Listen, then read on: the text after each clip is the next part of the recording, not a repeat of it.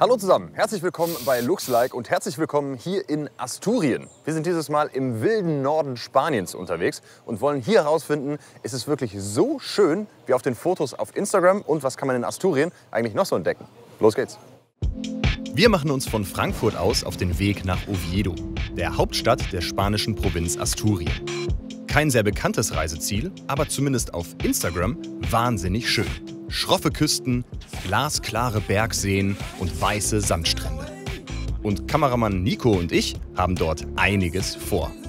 Wir wollen natürlich Oviedo kennenlernen, mit Locals den berühmten Sidra trinken, durch nebelige Berge wandern und einsame Strände entdecken. Vom Flughafen aus geht es mit dem Mietwagen weiter. Bis Oviedo sind es etwa 30 Minuten. Untergebracht sind wir in einem Hotel mitten in der Stadt für etwa 80 € pro Nacht und Zimmer. Da wir den ganzen Tag unterwegs waren, machen wir uns schnell auf die Suche nach einem Abendessen. Fündig werden wir ein paar Straßen weiter in einem typisch asturianischen Restaurant. Zu kleinen Burgern trinken wir hier Sidra, den für Asturien typischen Apfelwein. Warum man den allerdings so seltsam einschüttet, das erklären wir euch morgen.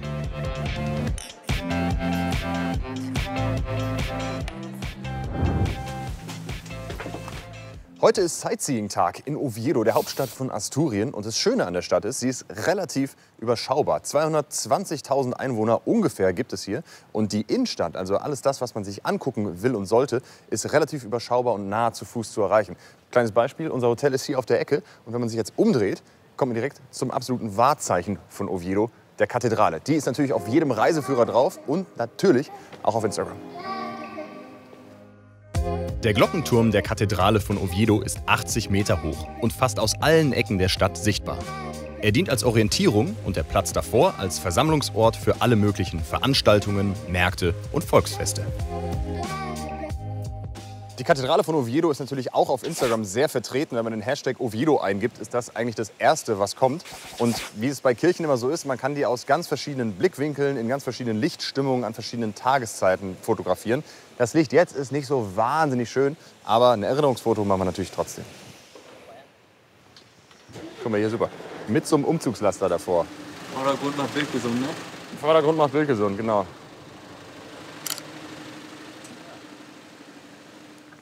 Das ist jetzt zwar nicht unbedingt was Besonderes für eine Kirche, aber auch die Kathedrale von Oviedo ist steinalt. Und über die Jahrhunderte wurden immer wieder Teile neu aufgebaut, dazugefügt. Das heißt, die besteht aus ganz, ganz vielen verschiedenen Bauteilen aus verschiedenen Epochen und Stilen.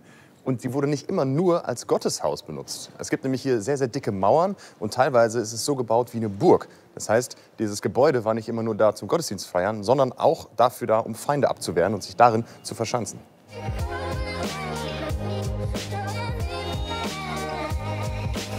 An ganz vielen Ecken hier in Oviedo begegnet einem die Jakobsmuschel. Das ist das Symbol des Jakobsweg, also des Pilgerweges nach Santiago de Compostela. Und hier gibt es sogar überall Wegweiser. Man kann nämlich entweder durch spanische Hinterland laufen oder eben hier an der Küste entlang. Und eine Version dieser Route beginnt genau hier in Oviedo vor der Kathedrale. Für die Menschen in Asturien ist es sehr wichtig, ihre Traditionen zu bewahren. Also ihre Sitten und Gebräuche, aber auch ihre Sprache. Es gibt nämlich einen ganz, ganz eigenen asturianischen Dialekt. Und extra dafür, für den Erhalt dieser Sprache, die Akademie für die Sprache von Asturien. Für mich spielt es aber nicht so eine große Rolle. Ich kann nämlich weder Spanisch noch Asturianisch. Und da wir gerade von Tradition sprechen, kurz nachdem wir die Kathedrale verlassen haben, hören wir hinter uns Dudelsackmusik. Nichts wie Hinder. Aber Dudelsackmusik? In Spanien spielt man doch Gitarre und Kastagnetten. Für den größten Teil Spaniens mag das stimmen. In Asturien ist aber der Gaita Asturiana das Nationalinstrument. Eine spezielle Art des Dudelsacks, den wir ja vor allem aus Schottland kennen. Die Ursprünge des Instruments und ob es eine direkte Verbindung zum schottischen Verwandten gibt, ist nicht ganz klar. Aber diese Art der Musik hat hier in Asturien seit Jahrhunderten Tradition. Ja, da läuft man nichtsahnd durch Oviedo und trifft auf ein Fahrradrennen und ein großes Dudelsack-Konzert. Willkommen in Asturien. In Oviedo gibt es hunderte Statuen. Das ist ja für so eine alte Stadt eigentlich ganz normal, aber die Statuen hier sind nicht unbedingt alle Reiterstandbilder oder von irgendwelchen Königen und Herrschern, sondern zum großen Teil auch ganz normale Leute. Man kann hier in Oviedo Tage damit verbringen, sich alle Statuen anzuschauen. Und dass nicht nur Herrscher und Könige verewigt sind, sondern auch ganz normale Menschen, finde ich großartig. Viele Statuen stellen zum Beispiel die typischen Berufe in Asturien dar. Waschfrauen, Fischverkäufer und so weiter. So bekommt auch der ganz normale Bürger das Gefühl, repräsentiert zu sein. Finde ich eine tolle Idee. Außerdem gleicht die Stadt damit einem offenen Museum, zugänglich für alle und zu jeder Zeit. Die Stile variieren hier, von sehr nah an der Realität bis eher abstrakt. Die hier gefällt mir besonders gut. Das sieht von hinten aus ein bisschen aus wie ein Arsch und von vorne auch. Ich glaube, es ist einfach ein Arsch. Oviedo ist nicht nur wegen der überschaubaren Größe eine super Stadt zum Spazieren. Finden nicht nur wir, sondern auch der berühmte Woody Allen. Er ist großer Fan von Oviedo und sagte einmal, die Stadt sei wie aus einem Märchen. Zum Dank für dieses Lob bekam auch er eine Statue in Lebensgröße, die ein bisschen so aussieht, als würde er durch die Stadt flanieren. Die Statuen sind natürlich beliebte Fotomotive, manche sogar auf interaktive Weise. Manche Statuen sind sogar fast darauf ausgelegt, dass man Fotos mit ihnen macht. Kann man natürlich mit allen Statuen machen, aber wie schön ist das denn bitte? Guck mal, mit dem Fotoapparat hinsetzen, zack, Erinnerungsbild. Voila. Aber nicht nur Menschen wurden in Oviedo als Statuen verewigt, sondern auch Tiere. Kommen wir nun zu meiner Lieblingsstatue. Ein Hund. Und das hier ist nämlich Rufo. Das war ein Straßenhund, der hat gar nichts Besonderes gemacht. Das war einfach nur ein Straßenhund und alle haben sich um den gekümmert. Der wurde gefüttert, der wurde gechippt und geimpft. Und dann ist er irgendwann gestorben. Und alle Leute in Oviedo kannten diesen Straßenhund. Und deswegen haben sie gesagt, machen wir dem noch eine Statue. Und das Schöne ist, er ist natürlich da golden, wo die meisten Leute ihn anfassen. Er kriegt quasi posthum noch ein paar Streicheleinheiten. Nach einem kurzen Mittagessen machen wir uns auf den Weg raus aus der Stadt zum Hausberg von Oviedo. So, da sind wir. Wir sind jetzt ungefähr 10 Minuten außerhalb von Oviedo. Wir sind mit dem Auto gefahren. Das geht natürlich auch zu Fuß, dauert dann eben 45 Minuten. Aber hier auf dem Berg Naranco gibt es eine sehr schöne Kapelle und eine riesige Christusstatue. Und von der soll man sowohl die Berge als auch das Meer sehen können. Und da gehen wir jetzt hin. Ich weiß nicht, wo lang, ne? Ich glaube da. Erster Stopp ist die Kapelle Santa Maria del Naranco. Auf Instagram ein sehr stimmungsvoller Ort. In echt ein bisschen entzaubernd. Also habe ich mir ein bisschen monumentaler vorgestellt irgendwie. Auch hier zeigt sich wieder, so ganz wie auf den Fotos sieht die Realität fast nie aus. Schon gar nicht bei hübsch bearbeiteten Bildern von Instagram. Wenn man sich nur schöne Bilder anschauen will, mag das reichen. Wer wissen will, wie es wirklich vor Ort aussieht, der muss sich schon selbst auf den Weg machen. Ja, also optisch jetzt so mittelaufregend, würde ich sagen. Aber gerade wenn jetzt die Sonne rauskommt und man hier sich eine Picknickdecke nimmt, ein bisschen übers Land guckt und ganz Oviedo angucken kann, ist es trotzdem, finde ich, ein sehr lohnenswerter Ausflugsort. Kurz oberhalb der kleinen Kirche gibt es noch eine zweite. Vielleicht beeindruckt mich die ja mehr. Und obwohl diese zweite Kirche auch nicht viel imposanter ist, irgendwie gefällt mir die optisch schon viel besser. Also, was haben wir gelernt? Auch wenn ihr nach einem Instagram-Foto sucht, immer schön die Augen offen halten. Vielleicht gibt es ganz in der Nähe ja noch was richtig Schönes. Und dann geht's hoch auf den Berggipfel. Denn auf etwa 630 Metern steht hier eine riesige Statue. El Cristo del Naranco. Sieht auf den Fotos ein bisschen nach Rio aus. Von den Kapellen unten bis hoch zur Christusstatue sind es nochmal 40 Minuten zu Fuß. Das sollten nur sportliche Leute machen. Man kann auch natürlich mit dem Auto fahren. Ne? Das haben wir nämlich gemacht. Bin ich blöd.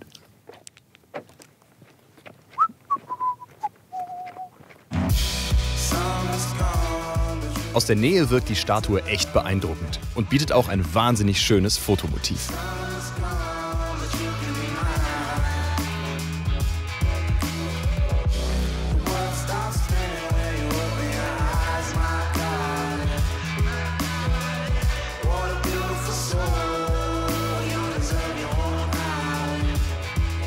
Was aber hier das eigentliche Highlight ist, ist die Aussicht. Man kann von hier aus bis weit in die Picos, in die Berge gucken.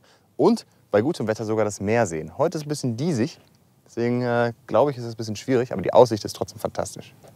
Die Statue ist aber nicht nur Pilgerziel, sondern auch Zielpunkt für verschiedene Radrennen und Laufevents. Wir lassen es heute aber eher ruhig angehen. Also egal, ob man religiös ist oder nicht, das hier ist auf jeden Fall ein ziemlich cooles Ausflugsziel. Sieht genauso imposant aus wie auf Instagram. Und ich finde, hier oben auf dem Berg mit der Aussicht lohnt sich das total. Gegen Abend machen wir uns auf den Weg nach Luanco, einer kleinen Küstenstadt etwa 30 Minuten nördlich von Oviedo. Gerade in den Ferien verbringen viele Spanier ihren Urlaub hier. Im Gegensatz zur klassischen deutschen Urlaubsidee, ins Warme zu fahren, suchen die Spanier im Sommer eher Abkühlung am Meer. Wir sind aber nicht hier zum Urlaub machen, sondern treffen Mika und ihren Freund Nacho. Mika ist die Schwester der Freundin meines guten Freundes Peter. Und zusammen wollen wir heute Abend möglichst authentisch asturisch zu Abend essen. Okay, also hier in Spanien macht man es so, man geht erst was trinken, man hat erst einen kleinen Drink und dann geht man essen. In Deutschland ist es ja so, man geht erst was essen und danach vielleicht für einen Absacker in die Kneipe. In Spanien laufen die Dinge eben andersrum. Und endlich werden wir in die Kunst des Sidra-Trinkens eingeweiht. Der Apfelwein ist fest in der Tradition Asturiens verankert und wird zu allen möglichen Anlässen getrunken. Und auch hier gibt es bestimmte Regeln zu beachten. Zum Beispiel prostet man sich nicht zu. Man trinkt in einem Zug aus, lässt dann aber einen kleinen Schluck drin, den man dann auf den Boden schüttet. Klar soweit? Dann kommen wir jetzt zum wichtigsten Teil, dem Einschütten. Nacho zeigt uns, wie es geht.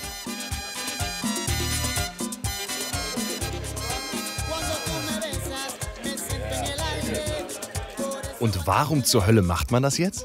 Im Sidra ist keine Kohlensäure. Deshalb wird er aus möglichst großer Höhe ins Glas geschüttet, damit er schön sprudelt. Dieses Einschenken ist eine hohe Kunst. Die Königsdisziplin: nicht hingucken. You look straight without looking. Is it the cool way or is it you just do it like that? If you have experience, you go straight. Okay. You look straight. Also wenn du es richtig gut kannst und wenn du natürlich ein bisschen Ehre hast, dann guckst du natürlich nicht hin. Und wenn man ein bisschen hinguckt, ist es Schummeln.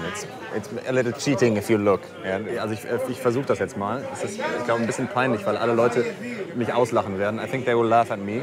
But, so you have to stand up and look away. Ne? Okay.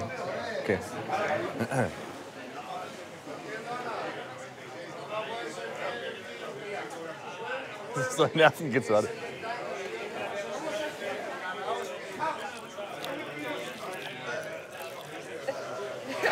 War das noch nicht voll? Gott. That was better? I'm so sorry. Okay, hier ist alles voll, sorry. Ja. Okay, es ist eine Kunstform. Nach dieser Blamage stößt noch ein weiterer Freund von Mika zu uns. Und dann will sich auch Nico mal an die Kunst des Sidra-Einschenkens wagen. Komisch, bei ihm sieht das irgendwie viel eleganter aus als bei mir. Alter Angeber. Nachdem wir den Sidra etwa Hälfte auf den Boden und in unsere Körper geschüttet haben, brechen wir auf ins Restaurant. Das liegt direkt nebenan und hat vor allem Fisch auf der Speisekarte. Klar, wenn man direkt am Hafen sitzt. Mittlerweile ist es etwa 9:30 Uhr abends. Typisch spanische Abendessenszeit. Die Speisekarte gibt's nur auf Spanisch. Das Übersetzen geht nur mit Händen und Füßen. So, jetzt geht's los mit Essen. Wir haben ein paar typische asturianische Gerichte bestellt. Das hier ist Fabada. Das ist ein Bohneneintopf, normalerweise mit Würstchen und so Blutwurst. Dieses Mal aber mit Muscheln, also ein bisschen Seafood-mäßig. Und es gibt natürlich Kroketten. Kriegt ihr vielleicht auch in der Frittur eures Vertrauens. Hier sehen die ein bisschen anders aus. Probieren wir uns alle mal durch. Guten Appetit. What do you say in Spanish for like enjoy your meal? Que aproveche. Caproveche? Que aproveche. Caproveche.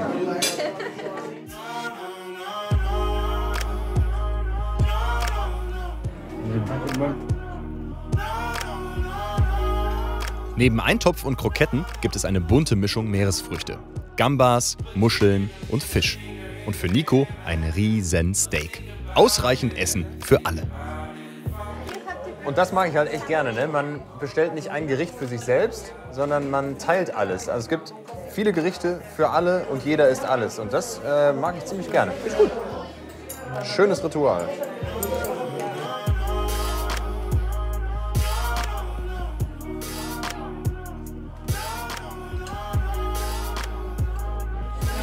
Ja, klar.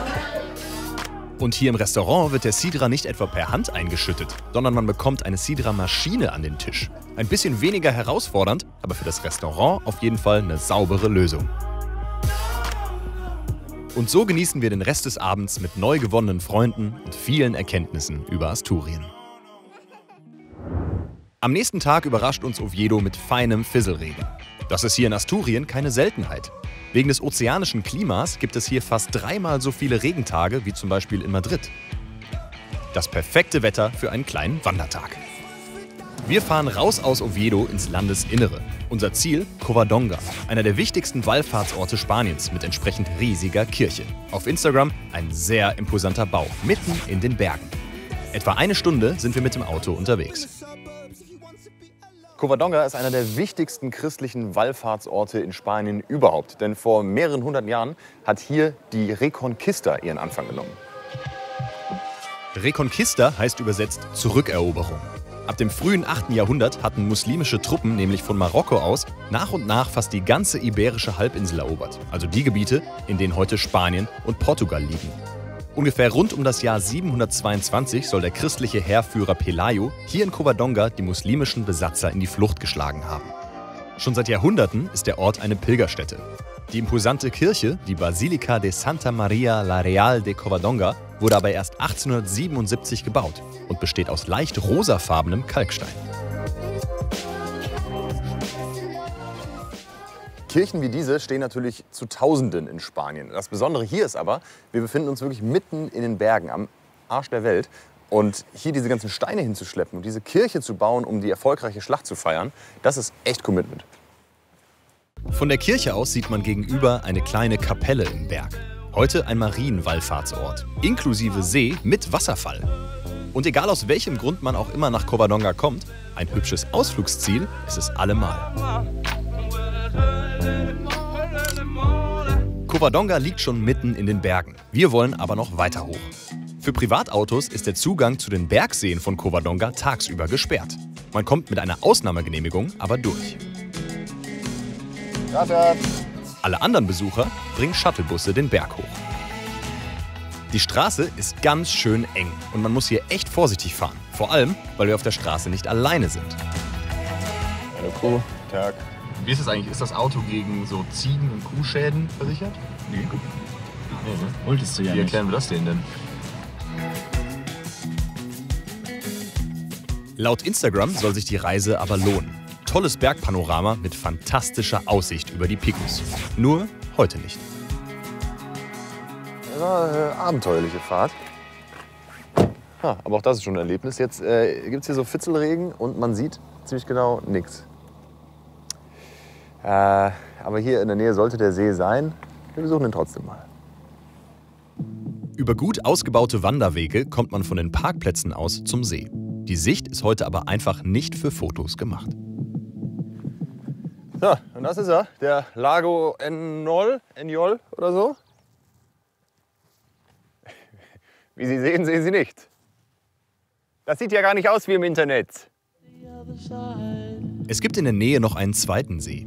In dem Nebel ist es gar nicht so leicht, sich zu orientieren. Aber irgendwie hat dieser Dunst auch was. Nicht die Atmosphäre, die ich hier erwartet hätte, aber ich finde es irgendwie trotzdem ziemlich stimmungsvoll.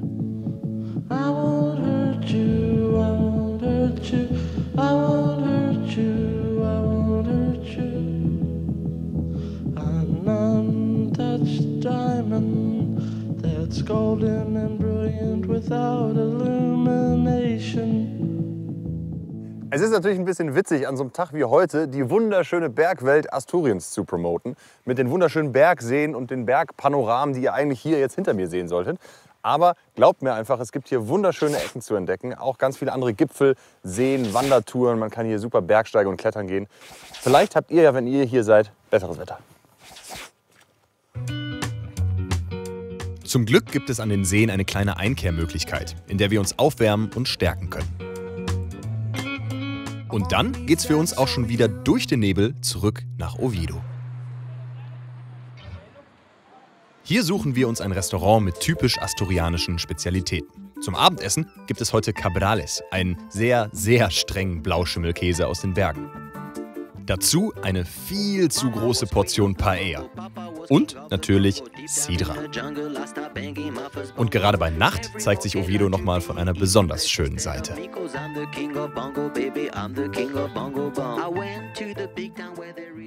An unserem letzten Tag in Asturien machen wir uns auf an die Costa Verde, die grüne Küste Asturiens. Über 400 Kilometer Küste hat die Region. Mit steilen Klippen, schroffen Felsen, aber auch paradiesischen Sandstränden. Wenn Gebirge und Strand schon mal so nah beieinander liegen wie hier, müssen wir uns natürlich auch beides anschauen. Um von A nach B zu kommen, ist ein Auto hier echt praktisch. Bus und Bahn sind auf jeden Fall eher zweite Wahl. Unser erster Stopp heute ist der Strand Playa de las Catedrales. Also ganz grob übersetzt der Strand der Kathedral, glaube ich zumindest. Und das ist ein kleiner Sandstrand, der direkt an einer Steilküste liegt. Das heißt, der ist nur bei Ebbe begehbar. Und für alle Erdkunde-Experten unter euch, ja, ich weiß, der liegt streng genommen schon in Galicien. Aber ich fand die Bilder so schön, dass ich hier sehr gerne eine Ausnahme mache.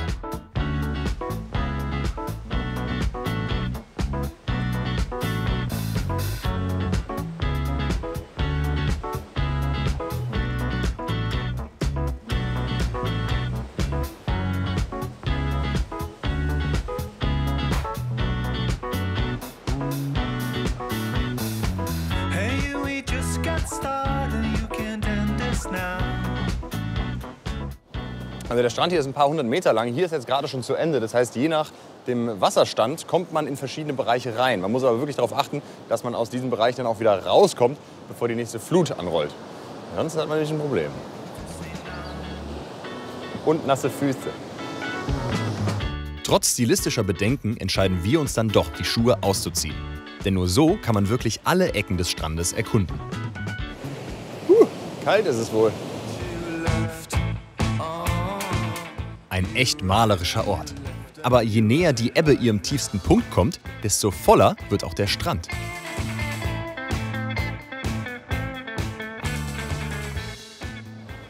Schöne Orte ziehen natürlich viele Menschen an. Und es ist jetzt so, dass die Ebbe komplett ist. Also das Wasser ist ganz, ganz weit weg.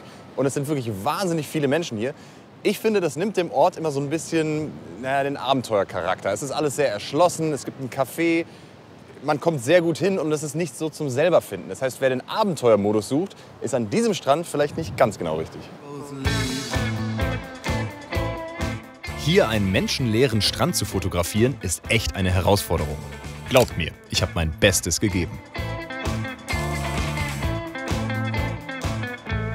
Tja, also wirklich nicht so wild und urig und einsam dieser Strand, wie ich mir das vorgestellt hatte, als ich den im Internet gesehen habe. Vielleicht haben wir bei unserem nächsten Strand mehr Glück. Nach einer kurzen Kaffeepause fahren wir Richtung Osten. Hier soll es einen Strand geben, der vor allem für seine Ruhe bekannt ist. Schon der Anfahrtsweg stimmt mich optimistisch. Also wir haben jetzt hier oben geparkt, auf so einer Schotterpiste. Es gibt ein ganz kleines Schild, was nur hierher weist. Hier sind ganz wenige Leute und ich glaube, das hier hat eher Geheimtippcharakter. Auch den Playa de Silencio habe ich auf Instagram gefunden. Und in echt ist dieser Ort mindestens genauso schön. Ja, und das ist doch wohl mal mega schön, oder? Also keine Touri-Hütte mit Tickets, keine großen Reisebusse. Einfach nur eine wunderschöne Aussicht und nicht viele Leute. Das gefällt mir richtig, richtig gut. Die Perspektive von oben ist schon fantastisch. Wir wollen aber auch runter zum Strand. Ganz alleine sind wir zwar nicht, aber es ist trotzdem super ruhig und idyllisch. Ein wahnsinnig schöner Ort.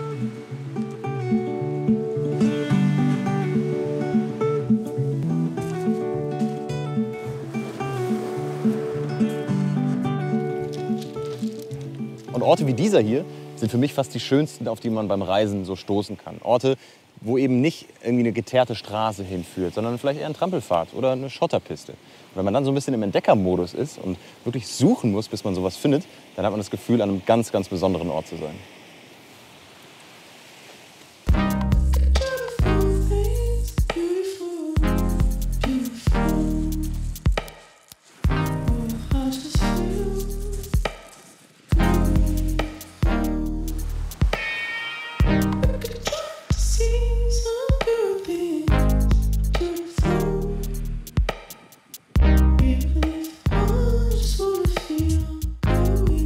Und am schönsten ist es, wenn man solche Orte und solche Erfahrungen mit Freunden teilen kann.